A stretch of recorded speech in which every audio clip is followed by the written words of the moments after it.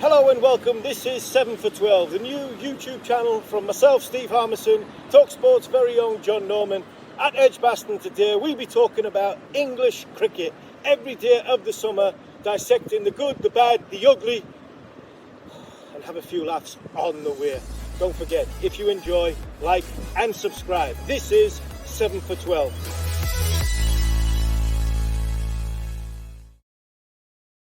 Well, welcome to 7 for 12, not 7 foot 12. And I know Harmy looks about 7 foot 12 in that intro. 7 for 12 in honour of the great bowling figures from the West Indies back in 2003-4. Not so great bowling figures from day two at Edgbaston from England. Must be said, although at times Stuart Broad today bowled a truly exceptional spell. Could have taken 4 or 5 wickets. How Ross Taylor's still there at close, I'm not quite sure, but he is. And New Zealand are ahead of the game. Trailing just by 74 runs on first innings after England were bundled out for 303. Mark Wood with a carefree attitude to batting, much like his carefree attitude to life, smoking some boundaries at the start of the day. When Latham was out just before lunch, you thought England back in next, but a wicketless afternoon session. Conway again, what an introduction to Test cricket he's had. And if not for a wicket in the final over of the day, Will Young, who was dropped on 7, dismissed by Dan Lawrence, who started with bat and now ball, England would really be up against it. There was a contentious moment in the day, though. Devon Conway caught at third slip by Zach Crawley in 22, but the umpires disagreed. Steve Harmison, the main man, you would have been absolutely spewing if the umpires had ruled against you in the way they ruled against Stuart Broad on that occasion. A catch or no catch? Catch for me. But in the end, right decision was made because of poor decision on the field.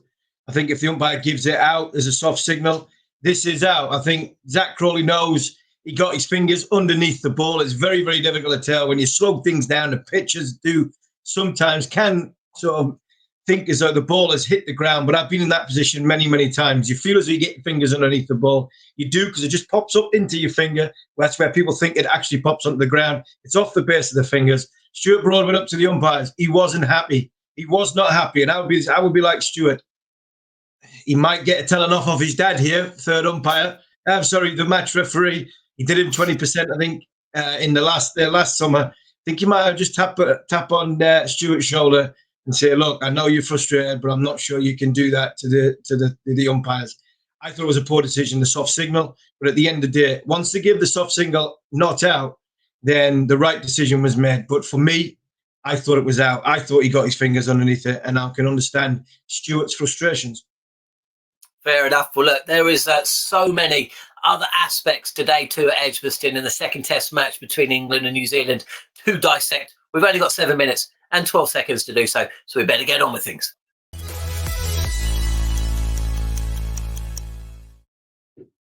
Right, Harmy, you know the drill by now. I've got 7 minutes and 12 seconds on my timer here.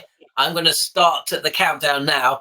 Let's start with New Zealand's batting, to be honest with you. Again, a wicketless session. They seem to be playing the conditions and the game so much better than England have managed to do at Lord's and here in Birmingham and Edgbaston. Absolutely, John. And I think what you've got to look at is the top 3 from New Zealand have left the ball well, have played within the parameters of their body, not gone with the swing and chased it, not looked to score boundaries off good balls, because at the end of the day, England bowled some good ball. New Zealand bowled fantastically well, but so did England. And that's a difference. This top 3 that New Zealand have got have come back or counteracted the way England have bowled, have put the ball in the right area, respected a good ball, where I'm not so sure England's batting did that in the first innings. And that's why the game's in the positions it's in. I don't think England bowled worse than New Zealand. I actually think England bowled as good, if not better, than New Zealand. But unfortunately for England, with a little wicket at the end of the day, only 3 wickets down, I think that tells you a lot about where England's batting is at this moment in time. Divided confidence and chasing the ball. Yeah, absolutely. And when you can call upon, I mean, if you look at the 2 teams, okay, England have brought in Bracey and Lawrence and, of course, Sibley, Crawley and Burns at the top of the order. Now, Burns has scored a few runs in county cricket, and it's shown, hasn't he? He scored some runs in the Test game. Look at the Kiwis. They brought in Will Young, who's just played at Durham, and you know what it's like to bat at Durham. He's scored 2 centuries. He's come in and just been seamless from the start. And of course, they brought in Conway as well. He's got 100 first-class games under his belt. And it just shows, doesn't it? They've got strength and depth. We talked about that yesterday. They've got form players. They know that there are going to be times, like when Ross Taylor came into bat against Stuart Broad, where ball is going to dominate bat.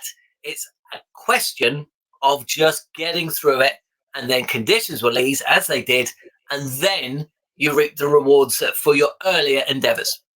Absolutely. You earn the right to score runs. In international test match cricket, as a batsman, you earn the right to score runs. You know, I thought Ross Taylor had roller skates on for parts of his innings. He was all over the shot. He grinded it out. He grinded it out. He waited for the bad ball. When he got the bad ball, he put it away. Yeah. That's a fantastic experience by Ross Taylor. Knowing when he was in a tough period, right, just rein it in.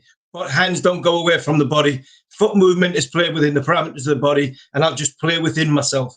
Wait till I start getting things in my favour, get a couple of bad balls, put a few fours away, get the confidence moving, get the hands and feet moving. And that was a lesson to every single one of the England batsmen. Even the captain, the great Joe Root, who's not, from a confidence point of view.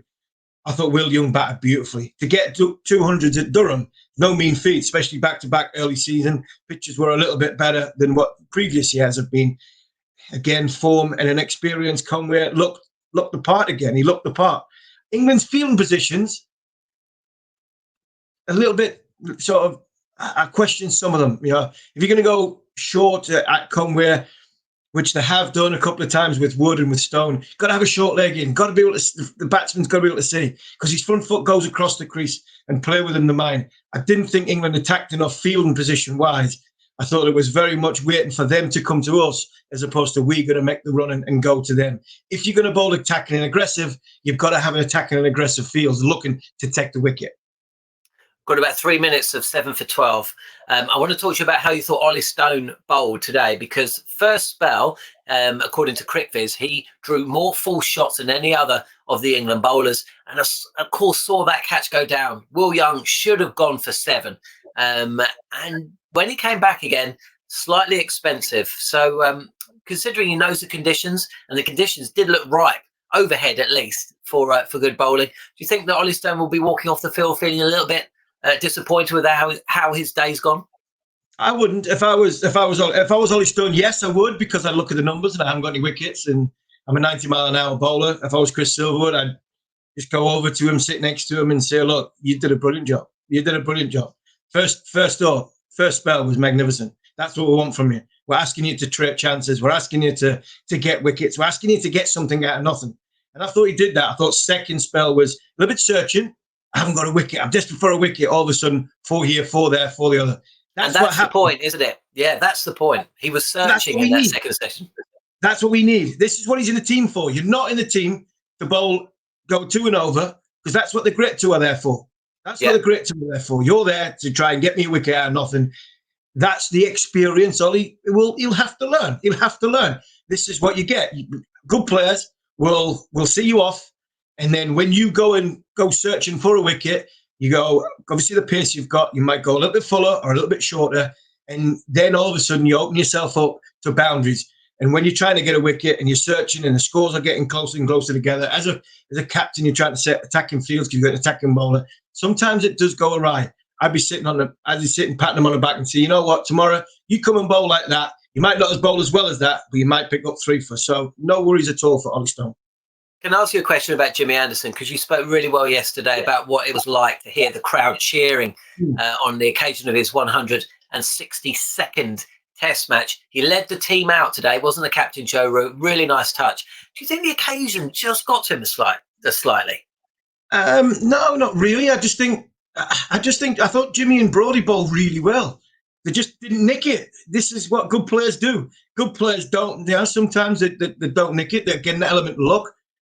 I think the way Broad and Anderson bowled this morning and this afternoon, I think it tells you how bad England have performed on this surface. The top order having performed on this surface, Dan Lawrence is getting them out of trouble. A 40-odd from Woody at the back end manages to get us a score in excess of 300. But it was a 400 pitch. I've been sitting with Jonathan Trott this morning up until lunchtime. First thing he said this morning, this is flat. This is a flat pitch. And you've got to look at Broad. If we can get beat and you question Broad and Anderson, that's not fair. I've been in that position before as a bowler. So they can only put the ball in the right area. And I've said this to many young bowlers. All you can do is let go of the ball. Once it's gone, there's nothing you can do about it. He can hit you, he can miss it, he can hit it, he can nick it, he can hit you for 4. All that is out but if you bowl your best ball, and I actually thought the two of them bowled the best balls today, and I thought they bowled really, really well. It wasn't Broad or Anderson. England aren't in this trouble because of the ball. They're in the trouble because of top order runs in the bat. New Zealand rode their luck and actually got themselves in a position to earn the right to score runs. No criticism of Broad or Anderson or any of the bowlers today. I thought that they stuck to their task very, very well. Brilliant stuff. Well, we're just inside the 7 minutes and 12 seconds. So you've done it 2 days running. Incredible. We've got plenty to talk about still, including some of those laugh out loud moments of the day.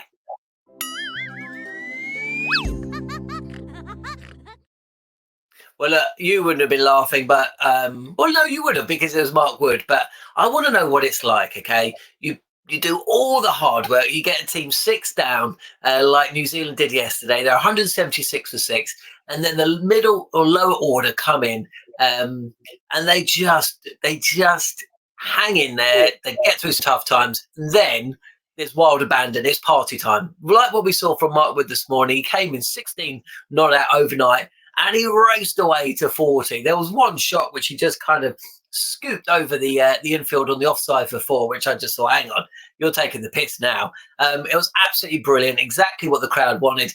We were all laughing, I'm sure you were, but what's it like when you're the bowler in those instances? It must be incredibly frustrating. Oh, the steam's coming out of your ears. You just want to kill them. You just want to bowl halfway down the wicket, get me short leg. Yeah, I have a man back on the hook. I'll stop his, get away from the hook shot, the little ramp shot, and say, right, I'm going to have some fun now. Because if you think you're having fun, you try and hit me from on your helmet and your badge. It's the reason why you're batting at number 9 or number 10. But I thought he was brilliant. He came out, hit a lovely drive through extra cover. Lovely drive. I actually thought it was Dan Lawrence. I was standing in the box with Jonathan Trott. He hits the ball through extra cover, and I said, oh, Trotty, that's a great shot by Dan Lawrence. And looked up, and it was Mark Wood. What a shot Woody just hit there. It was fantastic. Woody can bat, right? I've known Mark for, since he was born. This kid can bat. He always has. I nearly put a bet on right before he started his career to say he'll get a Test match 100. A lot of people thought he would make it in the game as a batsman, but I knew he was going to be a bowler because he was going to get bigger. Technically, he's correct. The problem Woody's got is he's a jack in the box. It's the same in life. He's a bit like Goffey in that many respects. Once he's hit one good shot, he thinks every ball's got to go for 4, and he's got another good shot.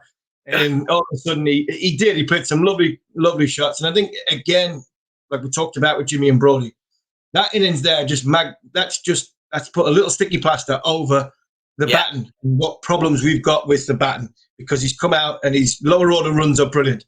We do a lot of work with Neil Mansell, and he says lower order runs. This is what you want. That's currency to take the game away from people. And if you can get top order runs and tired bowlers, and Woody can come in and do that, like what Brodie used to do and played with Swanee and Pryor, it would be it's a different side altogether again. But I thought Woody was brilliant today. I want to talk to you about, because there is a reason that I'm here, essentially in a little cubby hole at the end of my garden, because I was pinged by the Test and Trace app here, along with 10 other cricket journalists. So I'll be heading up to Edgbaston on Sunday. You had quite a journey, didn't you, from Edgbaston back to your house in Ashington in the very, very north of England, northeast, about 50 miles from Scotland. You nearly didn't make it, did you? No, I nearly didn't make it. I'm very good. I have to say thank you to Dave, the train manager on the cross country, 2:30 from Birmingham, because he looked after me absolutely brilliantly. I couldn't get through the barriers because my phone had died and my ticket was on my phone. So I apologise. I had to tailgate some old grandma who was walking through, and the actual barriers shut on me in a very, very private place. So it's a good job I've got 4 kids now and had the snip, because it was quite painful as I was walking down the escalators to get on the train. But he was very understanding. He said no problem, got myself on the seat, put my phone in, and I managed to get there, because I thought at one point, if I can't get through the barrier, I can't explain why I've not got a train ticket. I'd have been stuck in Birmingham for the night, and I wouldn't have been here. Well, brilliant stuff. Well, look, still plenty more to come in the show. We are going to dissect just how you get rid of Mr. Immovable Devon Conway.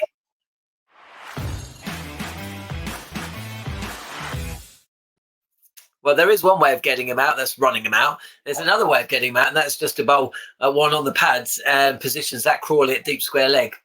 So he can hit it straight down his throat. I don't think those two methods of dismissal are really what you're going to rely on when bowling against Devon Conway. But from your perspective, if you were still bowling, how would you target the New Zealand opener?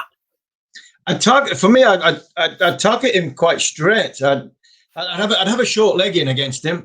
I'm different. I'm quite tall. I know Stuart's bowled. Stuart's.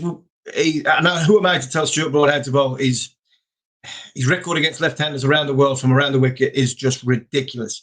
But I actually think you could challenge him over the wicket a little bit. The taller bowler, I'd look at Olly Stone, possibly bowling over the wicket, in and around sort of middling off and challenging him in and around his ribcage, first of all, and then just dragging him forward. Ball going over the top, but sort of middling off with a short leg in place. And if it has got a bit of pace in it, potentially a leg slip. Because what that would do is then it just messes with his feet, gets him sat in his head, potentially moves him across. He either moves right across his stumps to cover it, or he steers leg side of it, which then brings outside edge into play and it brings his slips into play. So that's where I would target him if I was bowling now. But no, you can have as many plans in place as you want. The way this kid's batting at this moment in time, the confidence that he's got, a little bit of luck he's deserved because of the way he's playing. It's very, very difficult. Small margin errors, because if you are slightly offline, the boy puts you away, and he was unlucky. He got himself out. England didn't get him out in this innings. He got himself out. Picked up on the leg side. It was a cheap wicket to give away, and he'd be disappointed. But that would be somewhere I'd look to target. If I was at mid-off, I'd be encouraging Stuart, look, just maybe try over the wicket. Even though you've got a ridiculous record around the wicket, just maybe try over the wicket, because it just makes him move a little bit. But we were a little bit one-dimensional. We've been a little bit one-dimensional to him so far. Brilliant stuff. Well, we'll edit this up. We'll send it to the England team. There's only one innings to go, but he'll be back next year. So it may well be very useful. In fact, we could send it to India. That'd be something. If you got Ravi Shastri thanking you for working out how to get rid of Devon Conway. Harmy, brilliant stuff. Well, look, 7 for 12. We'll be back after day 3 at Edgbaston. Harmy will be in his house in Ashington. I'll still be in my shed at the bottom of the garden. But what will we be talking about? We will just have to wait and see. Thanks. Please listen, review, like, subscribe. Do what you have to do. Leave a little comment and we'll answer it on tomorrow's show. But you've been watching 7 for 12 with Steve Harmison.